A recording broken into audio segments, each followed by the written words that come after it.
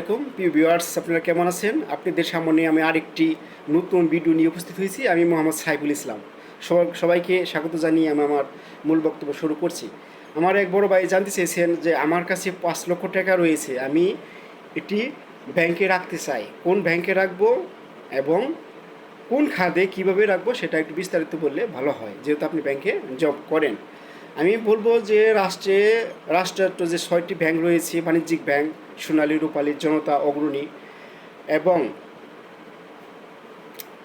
Basic bank, Bangladesh development bank, 6টি ব্যাংকই যেহেতু সরকারি ব্যাংক এবং সরকার এর গ্যারান্টি দেয়, অতএব আপনি যে কোনো ব্যাংকে রাখতে পারেন। তো ঋণ খেলাপির কমের দিক দিয়ে সোনালী ব্যাংক অনেক ভালো পজিশনে আছে কয়েক বছর যাবতীয়, সেখানে আপনি সোনালী ব্যাংকও রাখতে পারেন, কিংবা আপনি অন্য ব্যাংকও, সরকারের অন্য ব্যাংকও রাখতে পারেন। সরকারের বিশেষায়িত ব্যাংকও আছে, সেখানেও রাখতে পারেন। তবে এখন প্রশ্ন হচ্ছে আপনি কোন খাতে রাখবেন। সরকার কিন্তু আপনি সরকারের নিকট কিন্তু আপনি টাকা বিনিয়োগ করতে পারেন।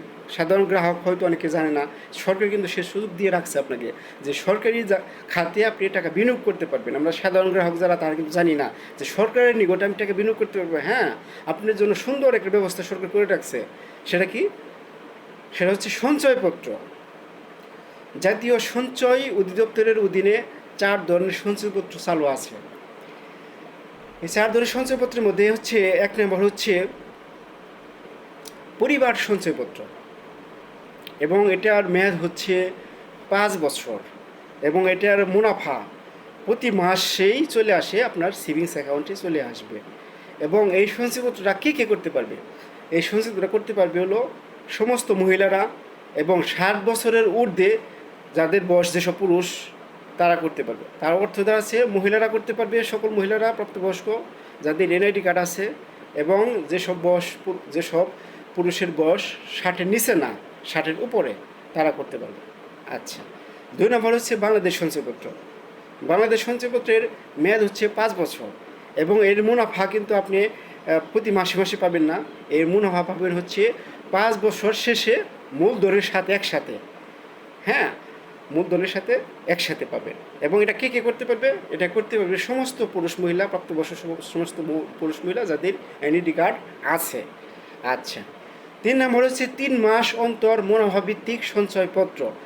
এখন 3 মাস অন্তর মুনাফাভিত্তিক সঞ্চয়পত্রের মেয়াদ কত বছর? এটা মেয়াদ হচ্ছে 3 বছর। এবং এটা কে করতে পারবে?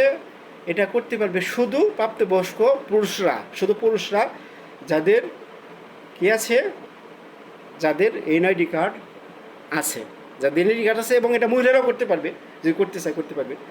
এবং এটার লাভ আছে প্রতি 3 মাস পর পর তার সেভিংস অ্যাকাউন্টে চলে আসবে। আর 4 নম্বর হচ্ছে পেনশনার সঞ্চয়পত্র।